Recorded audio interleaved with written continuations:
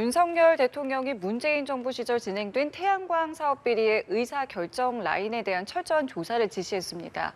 대통령실은 전임 정부가 아닌 태양광 비리 관련자들을 들여다보는 것이라고 강조했지만 상황에 따라서는 전임 정부 핵심 인사 감찰도 불가피해 보입니다. 이런 가운데 취임 100일을 맞은 김기현 대표 조금 전 기자회견을 열고 의원수 감축 등의 내용을 담은 정치개혁안도 발표를 했습니다. 관련 내용 포함한 정치권 이슈 신지호 전 의원, 신경민 전 의원과 함께 말씀 나눠보겠습니다. 두 분 어서 오십시오. 네, 안녕하세요. 예, 지금 앞서 제가 말씀드린 것처럼 윤석열 대통령이 이 태양광 사업 비리의 의사 결정 라인에 대한 조사를 지시를 했습니다. 이게 지금 아직 감사원의 감사가 끝난 게 아닌데 일단은 이렇게 별도로 감사할 지시를 내린 거예요. 네. 어떻게 좀 배경을 보고 계십니까? 그러니까 감사원의 감사와 이제 대통령실 공직기강 비서관실의 감찰은 좀 범위와 성격이 조금 다릅니다. 예. 겹치는 부분도 있지만요. 예. 감사원의 감사는 딱 기간도 정해져 있고요. 딱 뭐 감사의 대상 이런 것들이 명확한 데 비해서 네. 이제 그 공직기강 비서관실의 그거는 좀 더 포괄적으로 볼 수 있다. 그런 게 있습니다. 근데 이제 전임 정부를 겨냥한 거 아니냐 그런데 이미 이제 그분들은 이제 공직자가 아니고 퇴직을 했잖아요. 그러니까 이 이제 의사결정 과정에 대한 그거를 조사하는데 그분들은 이미 퇴직한 사람이다. 그런데 그렇게 되면은 그거는 이제 수사기관에 수사를 의뢰하는 것이지 그분들을 직접 뭐 감찰하거나 이렇게 하기는 좀 힘들 것 같고요. 근데 뭐 지금 감사원 감사를 통해서 드러난 바에 의하면 이게 총체적 부실이었다. 그다음에 이 뭐라고 할까요? 산업자원부와 그 산하기관, 한전, 한수원 이런 공공기관 실제로 그 정책 결정 과정에서 영향력을 행사하면서도 차명이나 이런 걸 통해서 그 이권에 실제 가담을 해서 그 정부 보조금, 혈세를 빼먹는 이런 파렴치한 행위를 수백 명의 사람들이 했다라는 게 감사원 감사를 통해서 드러났고요. 그다음에 네. 이제 민주당 쪽 그 정치인 중에 이 태양광 비즈니스로 상당한 또 부를 축적한 뭐 허머 씨를 비롯해서 이런 것들이 있지 않습니까? 근데 이 태양광이 말은 좋아서 이제 신재생 에너지인데 원전에 비해서 단가가 4배 이상 높습니다. 그러니까 문재인 정부 때 탈원전을 하면서 멀쩡한 원전은 조기 가동 중지를 시켜버리고 이렇게 원가가 4배나 많은 이런 거를 또 만들어서 또 의무적으로 한수원이나 이런 데서 매입하게끔 법적으로 강제하고 지금 한전이 수십조 적자가 난 게 그게 우연이 아니다라는 것을 지금 보여주고 있기 때문에 이건 전반적으로 한번 들여다볼 수밖에 없는 상황이 된 것 같습니다. 대통령의 감찰 지시에 대해서 좀 어떻게 보셨습니까? 이 태양광 문제는 오래된 얘기입니다. 물론 문재인 정부 때도 이런 문제가 있었습니다만은 전전임 정부 때도 이 태양광 얘기는 뭐 그때도 얘기를 했어요. 그리고 그때도 여러 가지 문제점들이 함께 지적이 됐고요. 예. 그리고 이 에너지 문제, 신재생 에너지 문제는 뭐 최근에 일어난 고민 문제가 아니고요. 매우 오래된 문제입니다.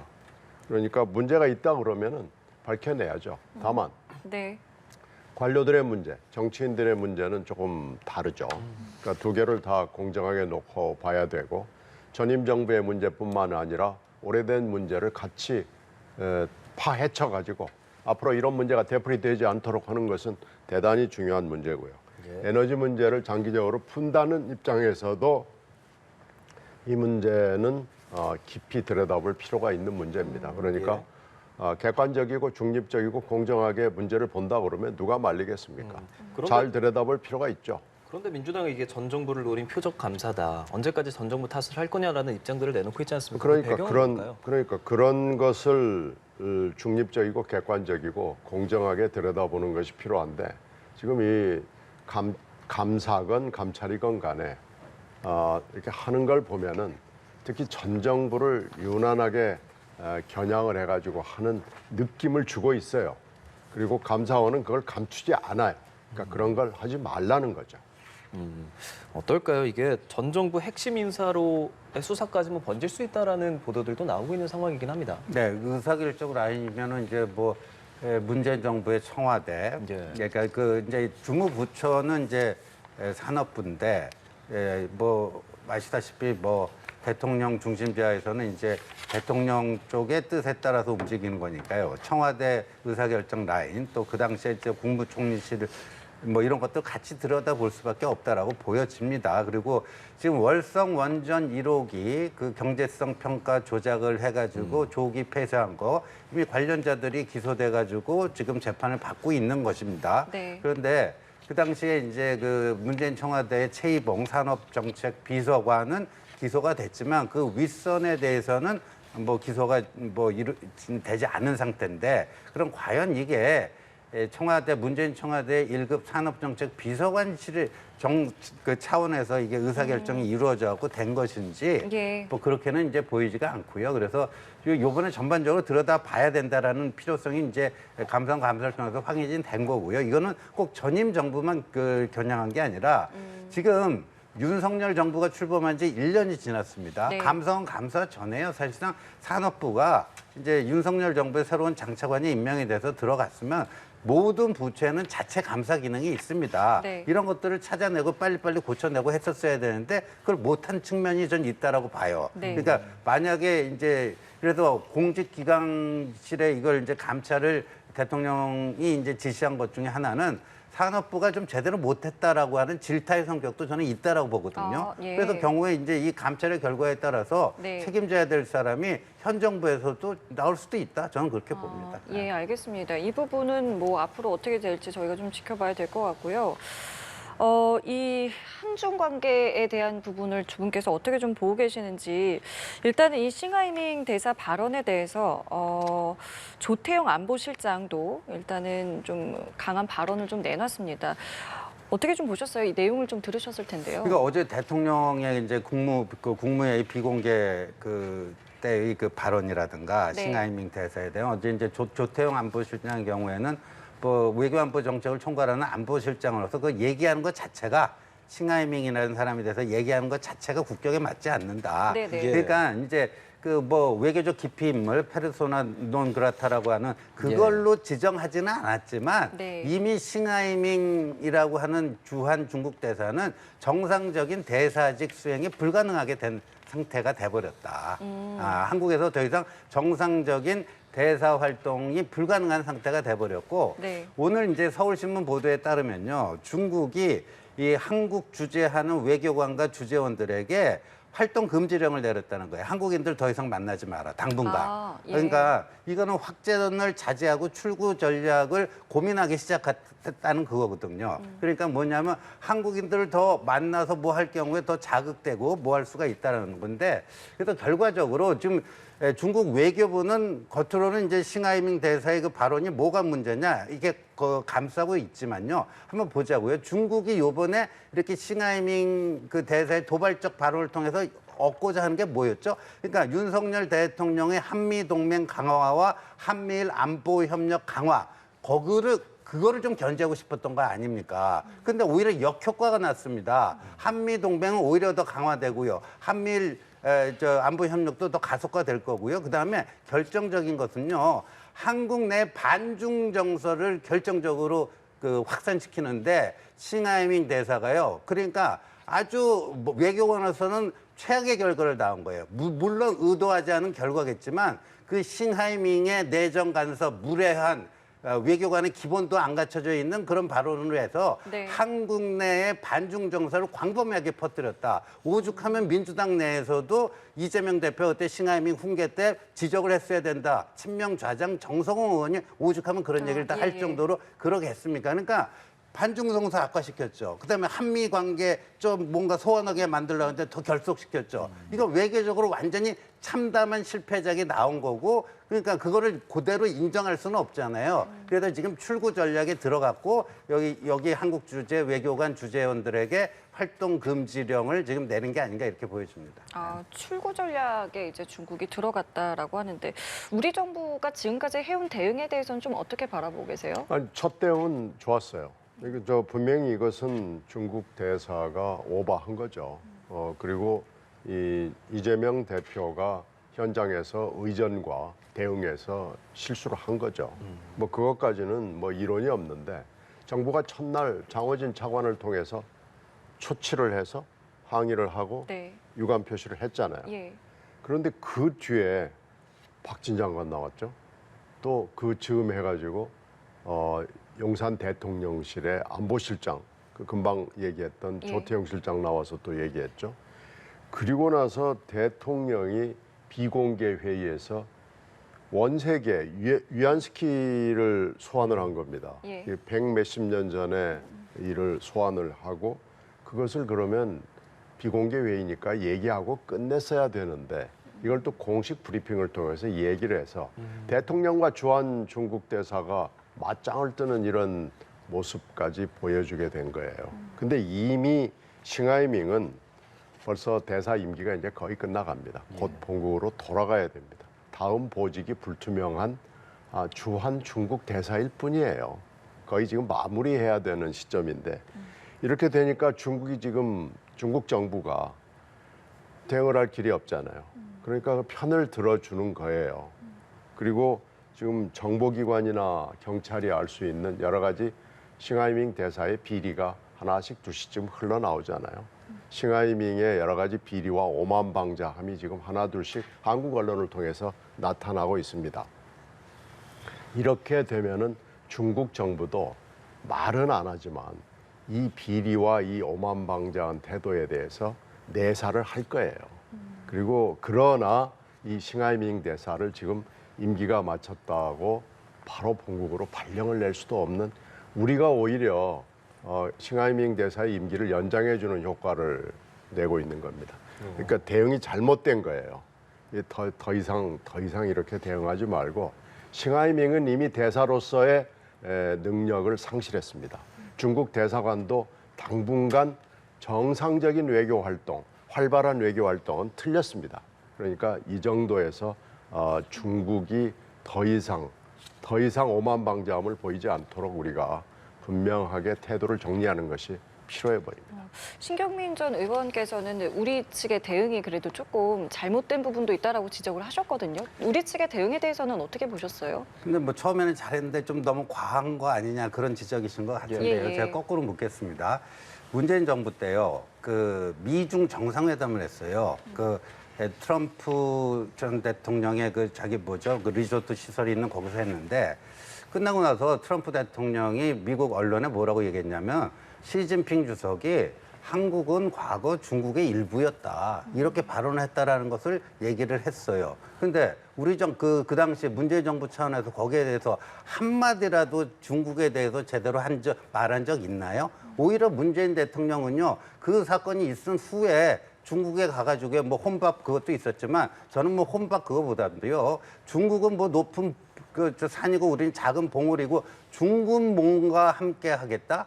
이건 한국 대통령으로서 있을 수 없는 발언을 한 거거든요. 그렇게까지 어떻게 보면 중국을 띄워주고 숭배하는 듯한 자세를 취했는데 바뀐 게 뭐가 있죠? 없잖아요. 우리는 당당한 주권국입니다. 어디 저 일개 대사가 와가지고요, 저런 뭐 거의 막말에 가까운 무례한 행동을 하고도 뭐 괜찮을 거라고 생각했다는 것 자체가 이게 얼마나 지난 정권에서 그런 잘못된 버릇을 저렇게 키워줬으면은 일개 국장급 인물이 와가지고 저렇게 막말을 해야 됩니까? 이번에 버릇 정권이 고쳐야 되는 것이고 거기에 이제 필요한 조치들을 했는데 약간 과했다라는 느낌이 올 수도 있지만 제가 지금 설명드리잖아요.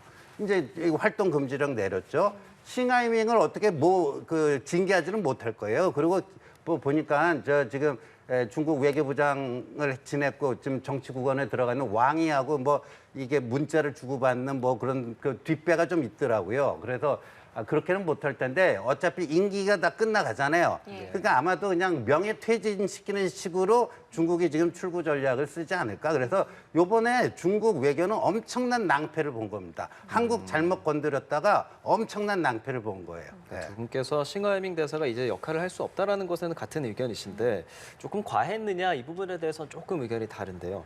이번에 사실 한중일 제1 정상회의가 지금 계속 멈춰 있는 상황이고 이번에 만약에 재개가 된다면 우리나라가 의장국으로 진행하게 되는 차례지 않습니까?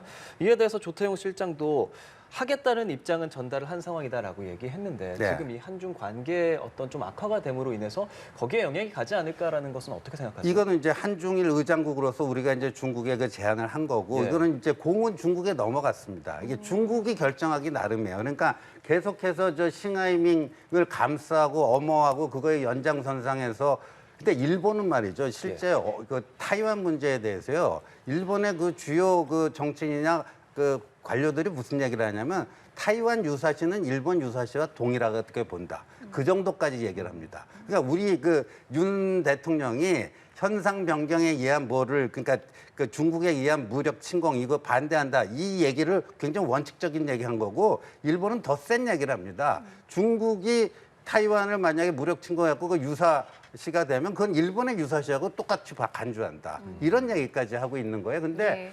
그러니까 타이완 문제를 그러니까 한국을 어떻게든지 중국 쪽으로 좀 당겨보려다가 지금 낭패를 본 건데 그럼에도 불구하고 우리 나름대로 이성을 유지하고 있는 겁니다. 그 이제 싱하이밍에 대한 것과 한중일 정상회담 좀 분리 대응을 하고 있는 거고 중국 측에 제안을 했는데 네. 그 받을지 말지는 이제 중국이 결정해야죠. 예. 어떻게 좀 생각하고 계세요? 글쎄, 중국이 뭐 고민하겠죠.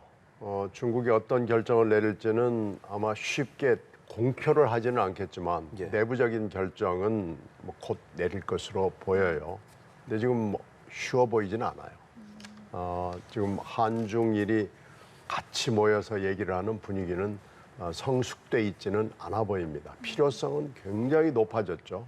일본에 대해서도 우리도 할 얘기가 있고 중국도 할 얘기가 있고 또 우리와 일본이 중국에 대해서 할 얘기도 있고 그래서 지금 필요성은 대화의 필요성, 삼국이 만나서 해야 될 필요성은 어느 때보다도 많이 누적돼 있는 것은 확실한데 중국이 최근에 벌어지는 여러 가지 문제, 특히 또 한국과에 있었던 이 여러 가지 문제를 얼마나 크게 생각하느냐에 달려 있기 때문에 이 예측은 좀 매우 어렵다고 보고요.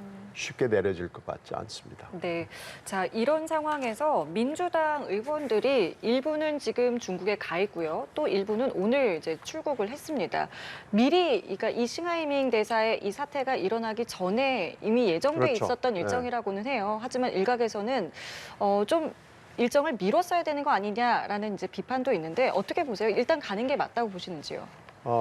글쎄 지금 이 시기로 봐서 미루는 것도 한번 고민을 해볼 필요는 생긴 거예요. 그리고 이 기획 중국 정부가요. 유럽이나 미국의 그 외교적인 그 행태를 많이 따라가지고 굉장히 많은 정관계, 정관민의 접촉을 확대하는 이런 프로그램을 많이 개발을 했습니다. 예. 그래서 이 국회의원들만 하는 게 아니고 언론 쪽도 그렇고 학계 쪽도 그렇고요. 굉장히 많은 초청을 하고요. 특히 정권 교체 이후에는 통야봉여라는 그러니까 야당과 통함으로써 이 여당을 봉쇄한다. 뭐 이런 정책 비슷한 것을 해요. 그러다가 보니까 민주당 의원들을 많이 초청을 했는데 지금 현재 여러 가지 상황으로 봐서 대화의 필요성은 분명히 있습니다. 뭐 전쟁 중에도 대화는 하는 거니까요. 외교의 필요성과 대화의 필요성은 분명히 있는데요. 이 싱하이밍 사태는 돌출적이고 돌발적으로 일어난 거예요. 예. 그렇다고 그러면은 민주당 의원들이 한 몇 주라도 이렇게 연기를 하는 것은 가능하거든요. 그러니까 그런 이 운영의 묘를 좀 활용을 했으면 어땠을까 하는 아쉬움이 좀 있어요. 그래서 지금 한 팀이 아니고 또 한 팀이 간다고 그러니까 예. 저는 그런 팀에서 운영의 묘를 좀 살렸으면 하는 아쉬움이 있습니다. 근데 그 오늘 뭐 7분이 가는데 뭐 순수한 문화교류로 간다 그러는데요. 티벳을 왜 가는지 모르겠어요, 좀. 그거 잘못하면 큰일 납니다. 뭐냐면 아시다시피 티벳은요 달라이라마를 중심으로 해갖고 원래 티벳은 중국이 아니었잖아요. 예. 근데 이제 1949년 중화인민공화국이 그 건국되는 과정에서 중국의 일부로 편입이 된 겁니다. 그런 데가 많아요. 저 신장 위구르도 있고 뭐 예. 내몽골도 있고요. 네. 그런 데가 많아요. 그런데 그거를 거기 가서 뭐를 그 견학을 하고 뭐 한다는 거는요. 거꾸로 얘기하면 야, 그 저기 타이완 문제도 어떻게 보면 똑같은 거 아닙니까? 비슷한 성격이 있는 거 아닙니까? 그런 식으로 중국의 선전 공작의 도구로 활용될 위험성이 있다. 지금이라도 그 티벳 가고 하는 일정은 취소하는 게 마땅하다 이렇게 생각합니다. 네. 어떻게 보세요? 이 티벳 일정이 말씀하신 것처럼 중국에 이용을 당할 수 있다라는 이제 우려가 나오고는 있거든요. 티벳의 밝은 면만 보고 오는 건 저는 위험하다고 봅니다. 저 신 의원의 그 얘기에는 동감하고요. 저도 중국 정부하고 언론 생활, 언론계 기자 생활을 오래 하면서 예. 굉장히 많은 접촉을 했습니다. 그런데 중국 정부의 접촉에 제가 좀 그때 깜짝 놀란 것 중에 하나는요. 깜짝 놀랄 내정 간섭적 얘기를 아무 고민하지 않고 한국 언론인에게 해요. 그래서 아니 우리가 언론을 보도하고 안 하는 것은 언론의 자유다. 그러니까 중국에서 벌어지는 일, 가령 중국의 인권 탄압의 문제나 뭐 이런 문제에 대해서 한번 접촉을 한 중국 외교관들이 당신들 이거 보도하면 재미없습니다라는 상당히 공갈 협박성의 얘기를 해요. 그래서 당신들이 이렇게 얘기하는 게 중국 언론한테는 할 수 있는지 모르지만 한국 언론한테 이렇게 얘기하는 건 내가 만약 이걸 그대로 보도하면 당신은 한국에서 활동하는데 큰 지장을 받는다라고 얘기를 한 기억이 있어요. 네. 그러니까 중국에서 하는 것처럼 한국에서 하려고 그러는 경향이 있고 특히 한국을 매우 경시하는 경향이 있습니다. 그래서 이번에 티벳을 가는 건 티벳의 그 밝은 면만 보고 만약에 의원들이 돌아온다고 그러면은 이용당하는 거고요. 어두운 면을 보자고 그러면은 중국 정부가 절대로 허용하지 않을 겁니다. 그렇다고 그러면 티벳 일정은 취소하는 게 맞습니다. 이게 중국의 초청으로 가는 건데 이미 간 상황에서 일정을 취소하고 이런 것들은 좀 가능한 겁니까? 가능하기는 한데 네. 매우 불쾌한 반응을 보이겠죠. 그렇죠. 그래도 그렇게 해야죠.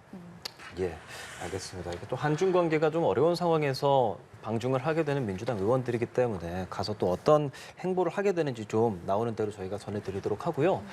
그런가 하면 어제 대정부 질문 마지막 날이었습니다. 민주당 고민정 의원이 방통위원장 내정자로 알려진 이동관 특보가 관여된 걸로 보이는 언론 통제 문건을 공개했고요. 한덕수 총리와 관련해서 설전을 벌이기도 했습니다. 어제 현장 영상 함께 보시고 대답 이어가 보죠. 2010년 당시에 홍보수석 누굽니까? 이동관입니다. 언론사에 대한 사찰, 블랙리스트, 메카시즘적 마녀 사냥, 언론 탄압을 위한 문건을 요청한 것들이 지금 눈으로 확인되고 있습니다. 총리는 이런 류의 문건 보고받은 적 있으십니까? 제가 답변해야 할 이유가 없는 것 같습니다. 대단히 유감스럽고 대단히 비합리적이고 대단히 비상식적인 질문을 하고 계시는 겁니다.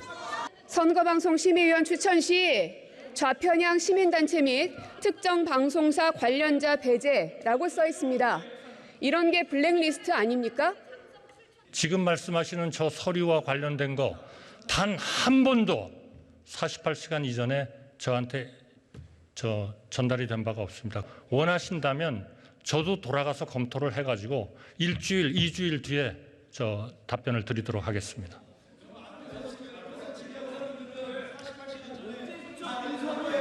그러면 총리 국회법을 보십시오, 의원님. 국회법을 좀 보세요. 국회법을 좀 보시라고요. 고민정 의원님 저는 의장님께도 질의해 주시기 바랍니다. 네. 유감이고 또 총리님께도 유감입니다. 저도 그리고 의원님에 대해서 대단히 유감입니다. 뭐가 유감입니까? 지금 싸우자고 여기 나왔습니까?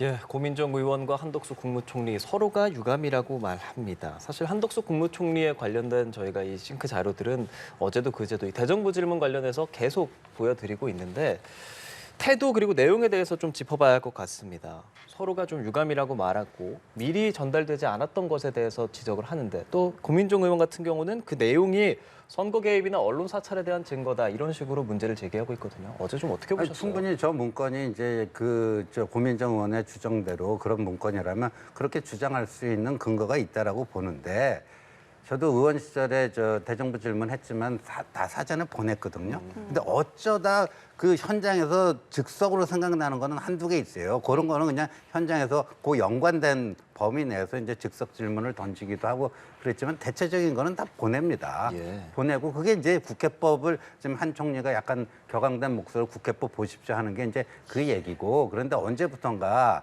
이게 막 저 국무총리를 비롯해서 국무위원도 불러서 하는데 막 약간 뭐 그냥 그 깨알 지식 같은 거 뭐 장학 퀴즈식으로 너 이거 알아 하는 식으로 자꾸만 이렇게 그 뭐 망신 주고 뭐 하려고 이런 게 생기다 보니까 자기가 뭘 질문하려는지 그 가르쳐 주지 않고 알려주지 않고 그러고 지금 간 거 아닙니까? 그러니까 한덕수 총리 얘기는 그거예요. 그래서 저는 오히려 고민정 의원이 전공법을 택했으면은 저런 시비에 휘말리지 않았을 거다.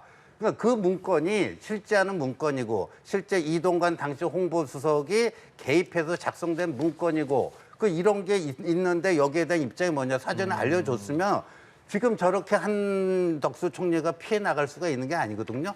그 미리 그거를 받았으면 질문 요지를 예. 사전에 다 점검하고 그런 게 문건이 있었는지 없었는지 확인도 하고 그 문건이 그럼 어떻게 됐는지 작성 경위도 파악해갖고 나름대로 성실한 답변을 할 수밖에 없는 상황이었는데 사전에 그걸 안 주고 저렇게 해버리니까 오히려 뭐라 그럴까요? 좀 그 방어 논리 오히려 만들어준 측면이 있지 않나 그런 생각이 듭니다. 미리 전달해서 정확하게 문제를 제기하는 편이 낫지 않았느냐라는 지적입니다. 아니 뭐 사전에 그게 상임위건 대정부 질문이건 간에 뭐 원고를 알려줘야 될 의무는 없어요. 저는 한 번도 알려준 적이 없고요. 물론 대관 업무를 담당한 사람들이 총리실이나 장관들 뭐 이런 쪽 또 기업에서도 열심히 염탐을 하러 오죠. 근데 제가 국회법이라는 게 존재한다고 하는데 그런 게 아니고요. 예. 그런 사전에 원고를 줘야 될 의무는 국회의원에게 없습니다. 요지 정도라는 말씀이신 건가요? 요지도 달라고 와서 뭐 키워드 달라고 그러고 난리 치죠. 뭐 밤에 어떤 때는 밤 12시, 새벽 1시에도 의원실에 급습을 해서 뭐 애걸복걸하고 그러긴 하는데 저는 보좌진들에게 절대로 안 된다고 얘기를 합니다. 내일 질문에 대해서는 예, 절대로 예. 키워드도 줘서는 안 된다. 아웃라인 정도도 줘서는 안 된다. 아무리 친한 대관 업무 담당자가 와서 얘기를 해도 학교 선후배로 뭐 지역 선후배로 얽혀도 안 된다라고 얘기를 하죠. 그럼 보통은 다 즉석에서 진행이 된다는 말씀이신 그렇죠. 거예요? 그리고 아니 우리가 방송에 출연해서도 애들립이라는 게 있는데 거기서도 뭐 얼마든지 특히 정부의 일을 다루고 이게 공적인 일인데 총리가 저러는 건요. 총리의 저 발언과 태도는 낙제입니다. 지금 총리를 처음 하는 것도 아니고 하루 이틀 하는 것도 아닌데 어떻게 저럴 수가 있는지 모르겠어요. 그리고 예전에는 안 그랬어요. 이분이. 지금 이분이 공직을 한 게 한두 해가 아니잖아요. 지금 평생 공직을 하신 분이고 총리도 여러 번 하신 분이고 장관급 이상의 공직을 여러 번 하신 분이 저렇게 와서 아무리 나이가 차이가 나는 여성 의원이 얘기를 한다고 그래서 이렇게 나무래듯이 똑바로 보세요라고 얘기하는 건 이건 틀렸습니다. 이건 분명히 틀렸고요. 만약에 한덕수 총리가 총리를 더 오래 하고 싶으시면 저렇게 해서는 저는 안 된다고 봅니다. 근데 저는 좀 견해가 다른데 지금 고민정 의원이 그 뭐 사회를 보는 정우택 그 부의장에게도 예. 유감이고 예. 답변을 하는 한덕수 국무총리에게도 유감이다. 그러니까 한덕수 국무총리가 의원님께도 유감이다 한 거예요.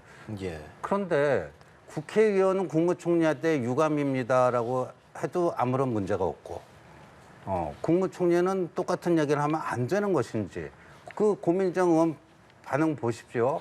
지금 뭐 저하고 싸우자는 겁니까? 싸움은 누가 먼저 걸었어요? 싸움은 고민정 의원이 먼저 건 거 아닙니까? 그러니까 저는 이제 그 의원들이 무슨 키워드가 됐든 뭐가 됐든 전력이 미리 노출돼 가지고 내가 저들을 무너뜨리는데 미리 뭐 기밀 정보 같은 게 새 나가니까 안 된다는데 저는 좀 생각이 달라요. 키워드 주고 당당하게 준비해 와라. 왔는데도 당신들 이런 문제 있는 거 아니냐. 얼마든지 깰 수 있거든요. 그럼 저는 잘 몰라서 여쭤보는 건데 실제로 안 주는 경우도 있고 주는 경우도 있고 케이스 바이 그렇게 케이스입니다. 의원들마다 다릅니다. 예. 그런데 저런 식으로 안 주고 감추고 한다고 해갖고 저게 뭐 무너뜨릴 수 이기게 더 쉽다? 저는 그렇게는 이게 생각 안 합니다. 국회법 122조 2항 보면은 48시간 전까지 질문 요지서가 정부에 도달되도록 송부해야 한다라는 내용이 있던데 꼭 지켜지지 그게 않아요? 저게요. 그러니까 그 약간 훈시 조항 같은 거예요. 근데 처벌 조항이 없잖아요. 처벌 조항이 없으니까 예. 저게 이제 실제 그 관행에는 의원들 안 주는 의원들이 많아요. 아니 이제 이런 경우는 있죠. 자료가 필요하고 그 배경을 알아야 되는 질문을 할 경우에는 이러이러한 그 현안에 대해서 우리가 물어볼 거다라는 정도 얘기는 해줄 수 있는데 예. 지금 이 고민정 의원이 내놓는 이 자료는 우리가 이 자료를 깔 테니까 준비해 오세요. 할 필요는 없는 거예요. 그러니까 그것은 훈시 조항이고 요지를 얘기하는 건데 그 요지대로 질문하라는 법도 없고요. 그리고 그 요지를 주라는 뭐 강행 규정도 없고요. 예. 저건 그 규정을 근거로 해가지고 고민정 의원하고 싸우는 것은 좀 그 사이에 국회 관례에 맞지 않습니다. 예, 알겠습니다. 이 질문도 좀 드릴게요. 그 대정부 질문 내내 사실은 이 후쿠시마 오염수 안전성 문제에 관해서 참 많은 공방들이 있었고 정부가 이제 오늘부터 언론을 대상으로 매일매일 언론 브리핑을 진행하기로 했다고 결정을 하는데 뭐 어떠세요? 이걸 한다면 이제 좀 어떤 국민들의 불안이라던가 뭐 여러 가지 것들이 좀 잠재워질 수 있다고 좀 보세요? 지금 이제 뭐 누차 말씀드리지만 후쿠시마에서 그 오염수를 알프스 처리한 거를 이제 방류를 시키면 제일 먼저 가는 데가 알래스카고 캐나다고 미국 서해안이고 그런데 미국하고 캐나다는 우리만큼 이렇게 민감하지가 않거든요. 그럼 그 나라는 안전 불감증 국가인가요? 그건 아니겠죠. 근데 우리나라가 좀 그런 게 있습니다. 그러니까 정확히 말씀드리면 예. 과학적 안전성과 사회적 수용성의 그 갭이 굉장히 큰 거예요. 과학적 안전성은 데이터나 이런 걸로 충분히 설명할 수 있는데 안망은 열심히 설명해도 그것만 갖고 잘 안 되는 이 사회적 수용성이 있습니다. 그런데 현실적으로 우리가 그 이제 IAEA가 OK까지 해준 상태에서 일본의 방류를 막을 수 있는 현실적인 방법이 있는 거 없습니다. 예. 그리고 그거는 주권 사항이에요. 주권 사항이라서 그걸 뭐라고 할 수가 없는 거고. 근데 어차피 그게 현실이라면 네. 이제 현명하게 잘 생각해야죠. 예.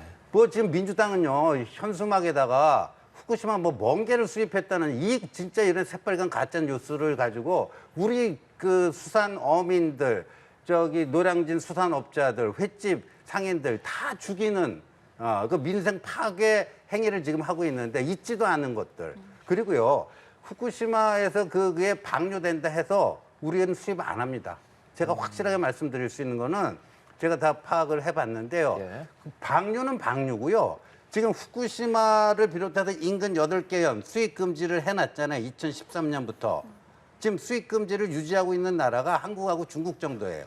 타이완도 수입 금지하다가 우리처럼 지난번에 그 후쿠시마 시찰단 있잖아요. 네. 갔다 온 다음에 그 풀었어요. 수입 규제. 근데 한국하고 중국 정도인데 근데 한국은 과학적 안전성도 중요하지만 이 사회적 수용성이 조금 그런 게 있기 때문에 그 수입을 풀지는 않는다는 말씀 분명히 드립니다. 예. 정부가 브리핑을 하기로 한 결정, 뭐 잘한 결정이라고 보세요? 뭐 그건 필요하겠죠. 뭐 과학적으로 하고 정보를 신속하게 받아야 된다는 점에서는 뭐 잘한 결정이죠. 근데 지금 대정부 질문을 며칠 보면서 그 물을 마실래 안 마실래 가지고 하는 것을 이렇게 따지는 것은 별로 좋아 보이지는 않습니다. 주로 지금 야당 의원들이 많이 그 얘기를 하는데요. 그렇죠. 예. 마시는 문제로 접근을 하는 것은 저는 좀 일차원적이라고 보고요. 이번에 이 문제는 인류 역사상 처음 있는 일입니다. 방류를 하는 문제. 후쿠시마 원전이 이런 사고가 난 것도 처음이고 방류도 처음이고 이러니까 이 문제는 역시 우리가 100% 확신은 못하지만 과학의 힘을 빌려서 접근하는 것이 맞고요. 네. 근데 지금 정부가 접근하는 것은 그건 아니에요. 그리고 여야가 합심해서 일본과 싸워야 되는데 여야가 1년 전하고 입장이 완전히 바뀌어가지고 완전히 지금 정반대의 얘기를 하고 있는 이런 여야를 국민들이 어떻게 믿을 수 있겠습니까? 그러니까 여도 야도 지금 잘하는 거 하나도 없습니다. 여도 야도 깊이 반성을 해서 여야가 힘을 합해서 일본과 싸워야 됩니다. 근데 지금 엉뚱한 모습을 국민들한테 보여줘서 둘 다 매우 실망스러운 평가를 받을 수밖에 없는 것이 저는 매우 아쉽고요. 지금이라도 이 제대로 된 대응을 여야가 하고 정부가 힘을 합쳐서 3자 연합으로 일본과 대화를 하기를 바랍니다.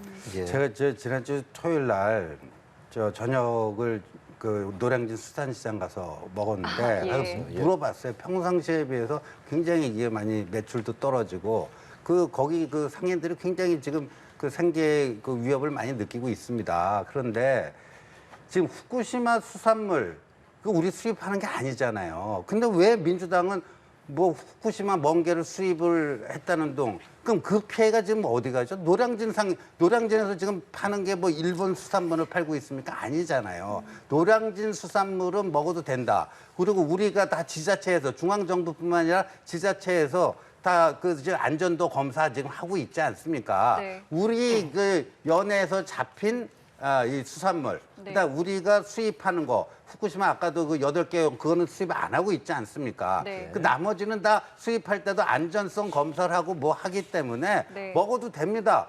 이렇게 하는 게 우리 정말 그 수산업자와 그 횟집 하는 분들을 조금이라도 생각하는 거지. 있지도 않은 후쿠시마 멍게 그 가짜뉴스 퍼뜨려갖고 그분들 생계 망치는 게 그게 책임 있는 정당의 모습입니까, 그게? 예, 알겠습니다. 이제 시운전도 시작이 되고 최종 보고서도 곧 낼 상황이기 때문에 국민 불안을 가라앉히기 위해서 이제부터 진행을 한다는 거고요. 오늘도 이제 11시부터 시작이 돼서 관련 내용들 브리핑 끝나면 저희가 또 정리해서 보고 전해드리도록 하겠습니다.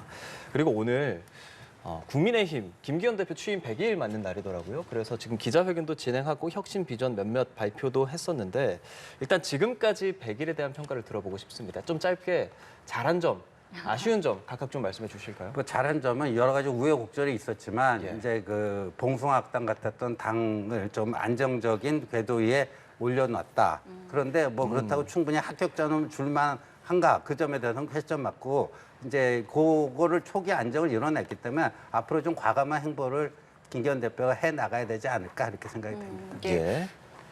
글쎄 존재감이 너무 없는 여당 대표예요. 또 과연 여당 대표가 어디에 있는가를 한참 찾아야 되는 상황이고 이 존재감이 앞으로도 커질 수 있느냐가 이제 관건이겠죠. 참 어려워 보입니다. 그래서 좀 잘해주기를 바라요. 좀 존재감 키우기를 바랍니다. 예. 과감함이 이제 필요한 시점이라고 말씀을 해주셨는데 오늘 기자회견에서 이제 포커스가 이제 총선에 좀 맞춰져 있었던 것 같아요. 여러 가지 이제 좀 나름의 과감한 이제 결정들을 좀 내린 것 같은데 어떻게 좀 들으셨는지요? 그 일부 보도에 의하면 국회의원 지금 정원이 300명 아닙니까? 10% 줄이겠다. 270명으로 30명 줄이겠다. 뭐 정치 혁신 차원에서 하겠다는데 이거 말로만 이제 이렇게 말로 이제 저기 공약으로 이제 내거는 것 같은데 네. 이걸 제대로 한번 전 추진했으면 좋겠어요. 그리고 지금 국민들이 가장 그 눈살 찌푸리는 게 지금 국회의원들의 어떤 행태들 아니겠습니까? 그래서 네. 뭐 지금 불체포 특권을 포함해서 뭐 국회의원들 뭐 보좌진 숫자, 세비 받아가는 거 등등 뭐 등등 해서 뭐 할 수 있는 혁신들을 앞장서서 해 나가는 모습 이런 걸 보여주면은 뭐 이제까지 여러 가지 뭐 존재감이 없었다 이런 뭐 지적이 있었지만 나름대로 그 또 만회해 나갈 수 있는 그게 되지 않을까 생각됩니다. 직접적으로 뭐 의원 중수를 줄이겠다라는 말을 오늘 한 거는 아니에요. 300명으로 유지할 이유가 없다고 생각하는 사람이다. 구체적인 건 적절한 시기에 밝힐 거다라고 했는데 어떤 식으로 좀 방향성을 맞춰야 한다고 보세요? 당내 설득도 못 할 거요. 괜히 그냥 100일이니까 한번 해보는 얘기로 당내에서도 들릴 거고 당내 설득도 못 하는데 국회 또 국민 설득까지 다 할 수 있을까요? 국민들은 뭐 원하는 분들이 많이 있을 텐데 이 절차가 복잡하고 이래서 저는 이건 거의 그냥 혼자 앉아서 하는 구조선이라고 생각합니다.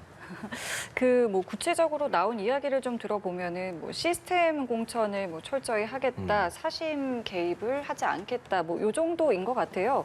이런 부분들에 대해서는 좀 어떻게 들으셨어요? 근데 그거는 뭐 김기현 대표가 아니라도 딱 요런 총선 한 300일 전이면 다 하는 얘기입니다. 예. 그건 뭐 여야 할 것 없이 네. 사심 없이 예. 시스템에 입각한 공정한 공천을 하겠다. 근데 한 번도 여야가 그렇게 된 적이 없죠. 그러니까 지금 상황에서 어떤 이야기를 더 강하게 사실 던지기에는 총선이 너무 먼 건가요? 어떻게 봐야 아니 될까요? 그게 아니고 모든 여야 대표가 네.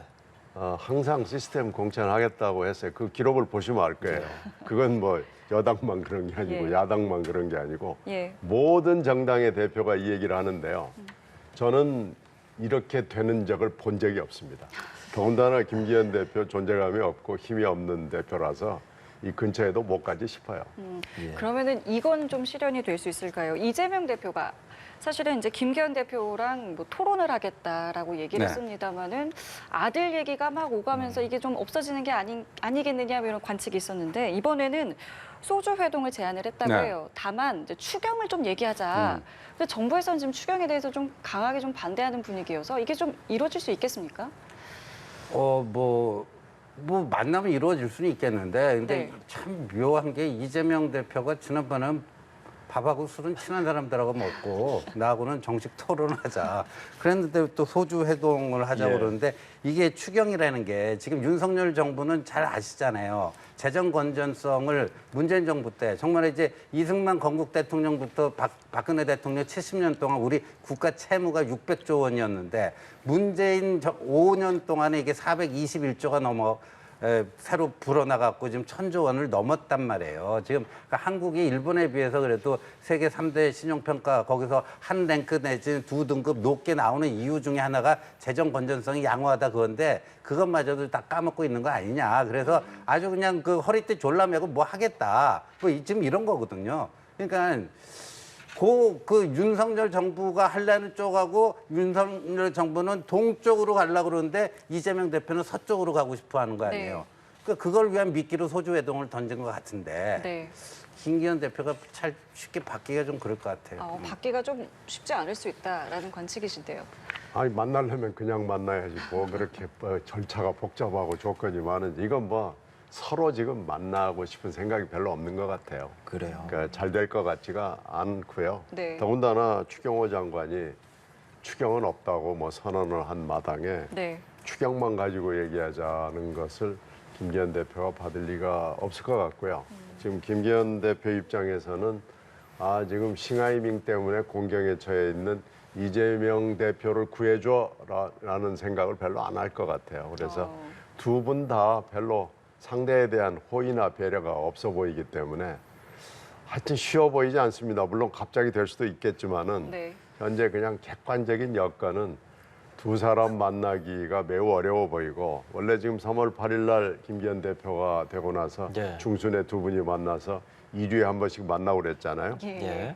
근데 지금 몇 달이 됐어요. 이제 지금 100일이죠. 그 얘기한 지가 이제 그 얘기한 지만 석 달입니다. 예. 그러면 어려운 거죠. 그럼 예전에 있었던 뭐 TV 토론도 사실상은 어려울 것이고 소주 회동도 어려울 것이고. 만나고 싶으면 지금이라도 전화해서 같은 지붕 아래 있으니까 예. 중간에서 봅시다 그래서 만날 수 있죠. 네.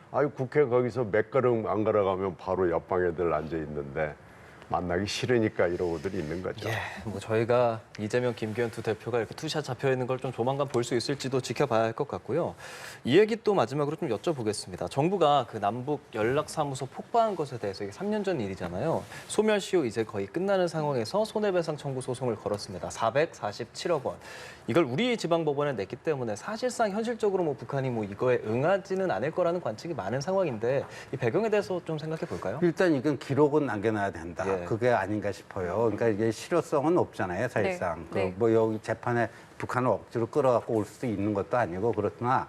분명히 그 부당한 일, 그다음에 저게 그냥 그 당시에 있었는데 지금 뭐 또 이런 이야기해서 뭐한테 그때 그 송영길 당시 의원은 뭐 대포로 안 써 그나마 다행이다 뭐 이런 얘기도 하고 그랬잖아요 그때.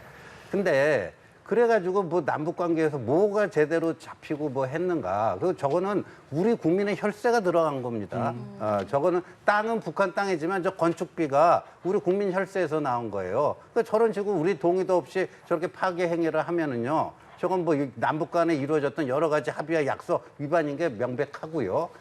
따라서 이건 기록 차원에서라도 이건 남겨놔야 되고 훗날 남북 관계가 뭔가 좋아져서 뭐 하면요 이거를 어젠다로 반드시 꺼내야 됩니다. 이번 정부의 조치에 대해서 평가 좀 들어보겠습니다. 글쎄 뭐 이건 민사소송이 진행될 수는 없죠. 한쪽 당사자가 일단 나오지 않을 거고요. 아무것도 진행이 안 될 테니까 네. 소송 제기에는 의미가 있고 하나 혹시 뭐 가능성이 있다면 지금 각 방송사가 북한 방송을 쓰는 그 저작권료 그걸 내놓아서 그걸 이렇게 축적시켜 놓는 게 있어요. 뭐 그런 돈이 예. 이제 북한이 또 안 가져가니까 연년세세 쌓이면은 꽤 돈이 되거든요. 그거 하나 뭐 근데 그것도 이렇게 연관성이나 뭐 이런 걸 따져보면 민사소송 자체가 진행되기도 어려울 뿐더러 실효성은 전혀 없습니다. 예, 알겠습니다. 저희 오늘 두 분 말씀은 여기까지 듣겠습니다. 지금까지 신지호 전 의원, 신경민 전 의원과 함께했습니다. 두 분 고맙습니다. 잘 들었습니다. 네.